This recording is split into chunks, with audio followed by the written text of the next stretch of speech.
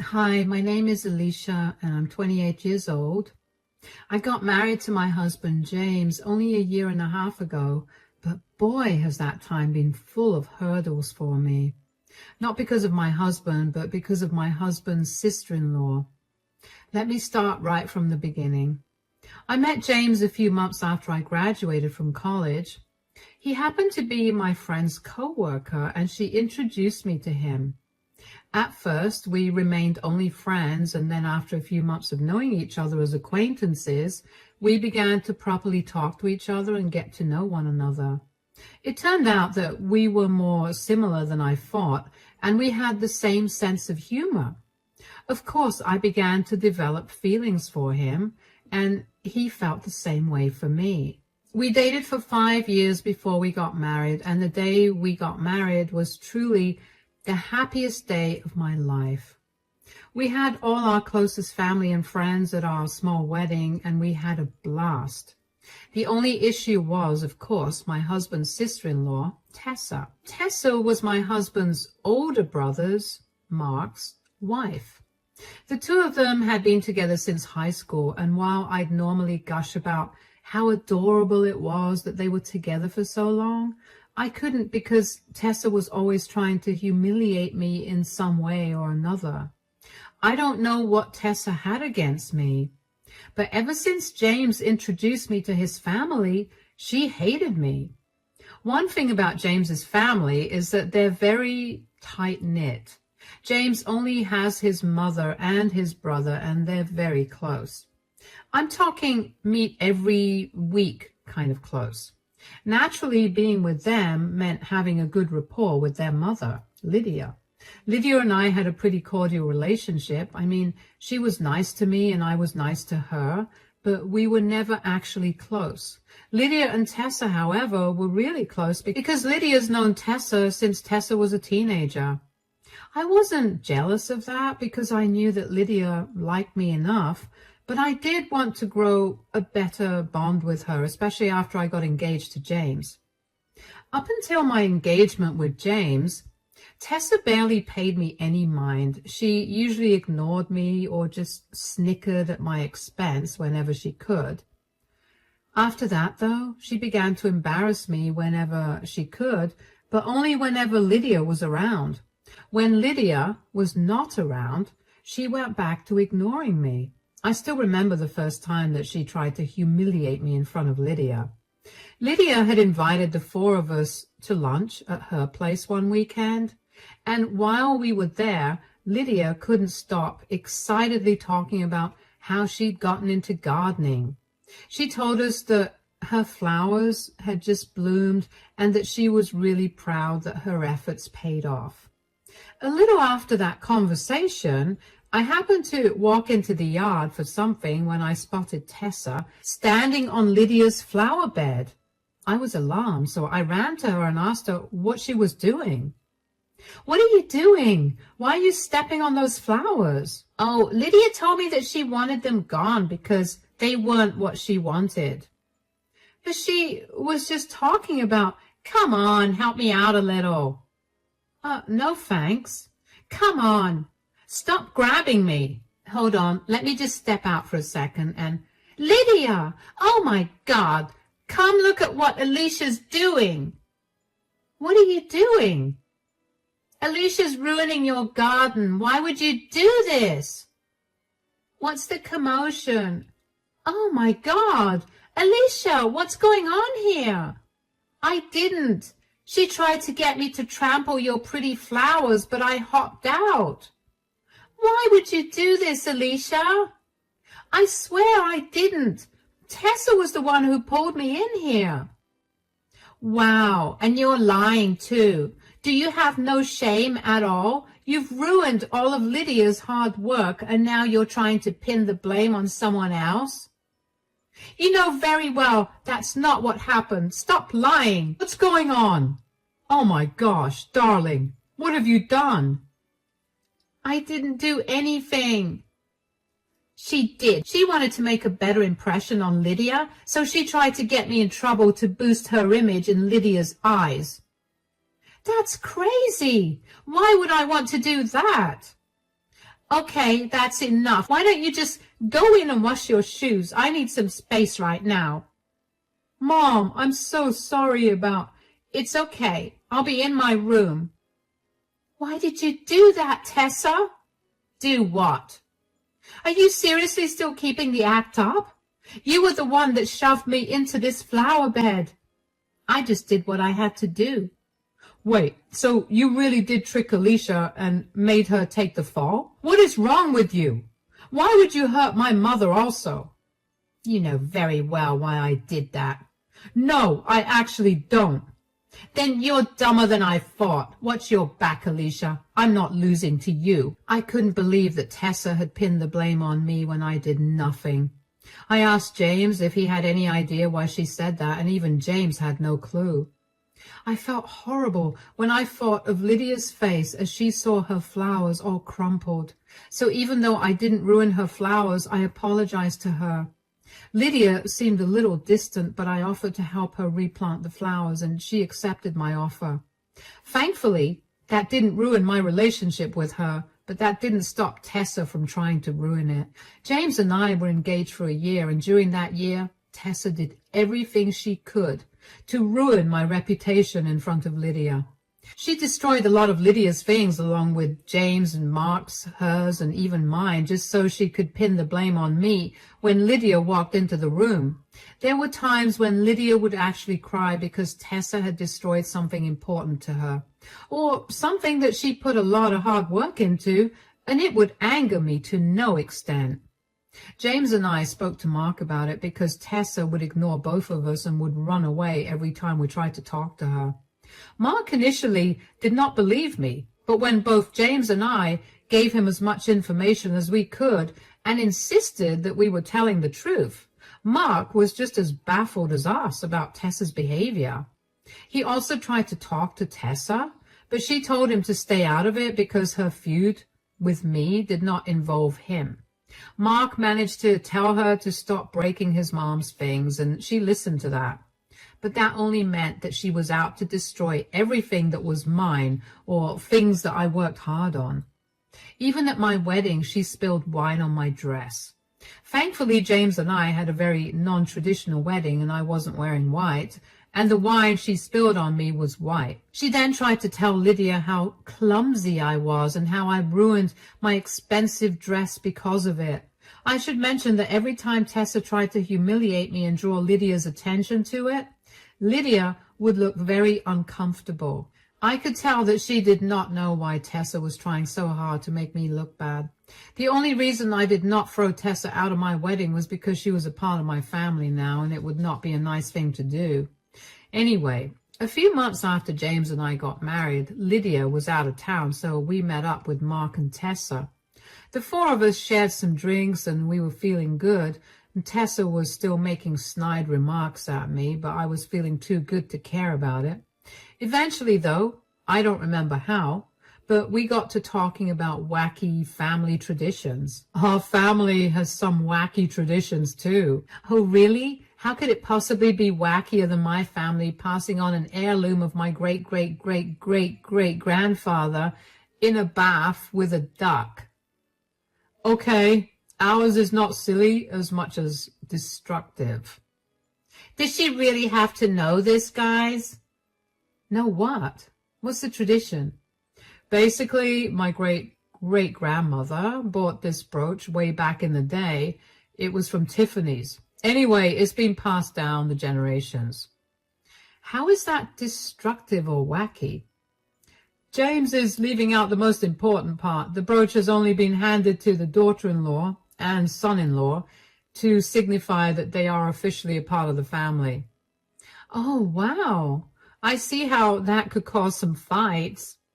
Believe me, darling, my mom and my aunt fought like crazy to get my Nana to give them that brooch. Oh, yeah, the holidays were especially fun because we got to see two full-grown women bickering and fighting like kids. Yeah, but what is your mom going to do about the brooch now? Has she decided who she's giving it to? Because I bet it's going to be me, considering she's known me forever. Sorry, Alicia, no offense. None taken. I don't think that the brooch is a good measure of my relationship with this family. As long as I get to spend time with you guys, the brooch can go to whoever Lydia wants it to go to. Oh, don't act like you don't want it. I'm not. I really don't care for it. Well, even if Alicia wanted it, she would not get it. I knew it. Ha! I'm going to keep that thing so safe. And you're not getting it either. What? Why? Mom didn't want our wives to fight the way that she and my aunt did, so she decided to put an end to the tradition. I mean, thank God, because I don't think I'd be able to deal with those kinds of fights as an adult. But your mom could change her mind, right? Sure, but Mom's usually very stubborn, and when she makes a decision, she sticks to it, unless something big happens and forces her to change it. Wow. Okay, guess that's a challenge for us, Alicia. I'm not taking that as a challenge. I don't care about it. I just told you that. We'll see what your attitude is when the time comes. Mark changed the subject quickly after that because he sensed the tension growing in the room, and James and Tessa joined him too. But I couldn't stop thinking about the brooch and the tradition regarding it, and then it clicked in my head. Tessa was treating me badly because she wanted the heirloom. It was a hunch, but it was the best hunch I had. That would explain why she only humiliated me when Lydia was around. I couldn't understand why she needed the brooch to prove her place in the family when she and Lydia already had a much better and closer relationship than I did with Lydia. I couldn't think of an argument to answer that question, but I was sure that Tessa treated me that way because of that tradition.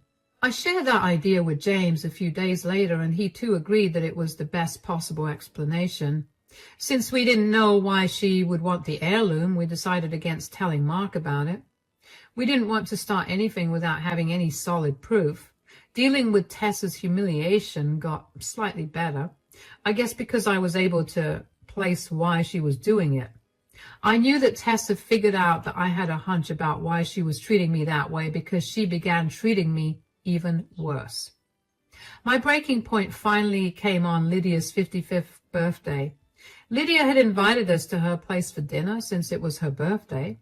I didn't want her to cook, so I offered to do the cooking. Luckily, Lydia's birthday fell on the weekend, so James and I went over to her place early in the morning so I could start preparing the meal. I had a huge meal planned in honor of Lydia, and I was very excited to have everyone eat it. I labored for hours in that kitchen while Lydia and James spent the day shopping and at the movies, an idea I suggested. When evening came, Mark and Tessa came over. I did my best to stay near my food at all times because I did not want Tessa to ruin all my hours of hard work. There was only one time when I left the kitchen, and that was only because I needed to use the washroom. I only left the kitchen after double-checking that Tessa was occupied in conversation with everyone else. When I got back to the kitchen, my heart dropped when I saw Tessa standing there tasting my food. She told me she was just checking it to make sure it tasted nice, and before I could taste it to make sure she hadn't tampered with it, she called everyone in to have dinner. James was the first to notice something was off with the food. Sweetie, what did you put in this food? Spices and veggies? Yes, but why is it so bitter and salty? It is? Oh my God, I swear it wasn't supposed to taste like that. What happened? Surprise, surprise, Alicia messed up Lydia's birthday dinner. Do you have any shame? This is why I said I'd take care of the cooking. I had been constantly taste testing the food. It didn't taste like this at all the entire time. It's okay, sweetie. We'll just order in. No, it's not okay. Alicia has been constantly messing up and she needs to be put in her place for it. Oh, come on now. What do you want me to do? Put her in time out? Please, she's a grown woman, and this was an honest mistake. I swear it was all perfect. You'll do anything but accept the fact that you've ruined Lydia's dinner, won't you? Where's your respect for Lydia? She's done nothing but be kind and understanding towards you, especially when all you've done is ruin her things. I have never once ruined her things, and you know it. You were the one who ruined them and blamed it on me. There, I said it. Wow, you're even more pathetic than I thought. You can't even own up to your mistakes, so you try to blame them on me. Wait a minute. I had not left the stove for hours when I was cooking, and everything was fine until I left it for 2 minutes to use the bathroom before I served the food. Did you tamper with the food, Tessa? Because when I came back from the washroom, you were in the kitchen, and you told me you were tasting the food to make sure Lydia would like it. Do you honestly think that I'd want to ruin Lydia's dinner? Unlike you, I actually care for and love her. Why can't you just admit that you don't like her? You've done everything but that. Anyway, girls, that's enough. I'm tired of this. Give me a minute. I'll be right back. Alicia, darling, I think we should go cool down a bit. Mark, talk to Tessa. And Tessa, you are not allowed to speak to Alicia that way. You're just upset I'm telling the truth. James pulled me away from the dining room because I was so mad that I was crying. All my hours of hard work went down the drain. My present to Lydia was ruined. The last thing I wanted was for Lydia to eat takeout for dinner on her birthday. James did his best to calm me down, and after ranting a little bit and also crying some more, I felt a little better. Just then, Lydia came back downstairs and called us all to gather in the living room. Okay, I'm back now. Everybody, I want you to sit down. What's that in your hands? I've noticed that the feuds between Tessa and Alicia are because of this brooch. Lydia, I can't promise you that I don't care about that brooch at all. Yeah, right, as if you don't want to get your hands on that exquisite and expensive jewelry piece. I'm not the same as you, Tessa. Right. So since you guys think that you'll be accepted into the family based on who I give this heirloom to, I have made my decision about it. What? You told Mark and me that you were ending this tradition because you thought it promoted fights within the family. Yeah, I had hoped to do that, but apparently I can't do that. I can't bear to listen to Tessa and Alicia fighting all the time, so I've made up my mind to give it away. It's my birthday, and I guess now's the perfect time to give it away. All right, then, who is it? Who are you truly accepting as part of the family? I've chosen to give this heirloom to Alicia. What? Why? She's done nothing but mess things up and ruin all our family gatherings. Has she really been doing that, Tessa? What? What do you mean? I saw you tamper with the food today, and I've noticed you doing everything you possibly can to ruin our time together, just so you can pin the blame on Alicia. I haven't said anything about it because I didn't want to embarrass you or make things worse. Well, it's not my fault. You pitted us against each other by bringing that expensive brooch in between us. I told both my sons that it wouldn't be going to either of you from the start. I planned on having both my sons share it. So tell us why you want the brooch so bad. I just want to be accepted into this family. Is that such a bad thing? Ever since Alicia came into our lives, everyone was constantly praising her for everything she did. I thought that if I had the family heirloom, I could at least know that my position in the family was secure. And you thought bullying Alicia to get the heirloom was the right way to go about it instead of just being a better person? Tessa, I've known you since you were in high school. I'm so much closer to you than I am to Alicia, so I know that you have no reason to be jealous of her. Tell us the real reason why you want the heirloom. There is no... Don't try to lie to me. You've made Alicia's life a nightmare over a brooch for the last few years, and I think she deserves at least some explanation for it. You wanted the brooch for something else, and I need to know why, too. Fine. I'm in deep debt, okay? What? I'd hoped to get the brooch so I could sell it and settle the debt. You planned on selling our family heirloom? How are you in debt? I started gambling, and I guess things got out of hand. You guess? How long have you been hiding this from me? None of that matters. What matters is that this is all Alicia's fault. How is this my fault? I don't want to see your face right now. I'm going home. Tessa stormed out of the house and left all of us confused. Mark looked ashamed and apologized to all of us for Tessa's behavior. I couldn't believe that my hunch about why she hated me was right. More importantly, I couldn't believe that she destroyed so many things all because she wanted to get her hands on something that would help her clear her debts. She was beyond disrespectful to everyone, and she severely miscalculated the emotional value behind the family heirloom. After Mark left, Lydia, James, and I talked about what had happened. Lydia told me that she was sorry I suffered so much because of Tessa. She had an inkling that Tessa was the one damaging things, but she had no way to prove it, so she felt too uncomfortable to say anything. But seeing Tessa tamper with my food on her birthday made Lydia really angry and upset. She'd reached her breaking point. She'd put up with so much of Tessa's behavior for so long, but she was done after what she saw.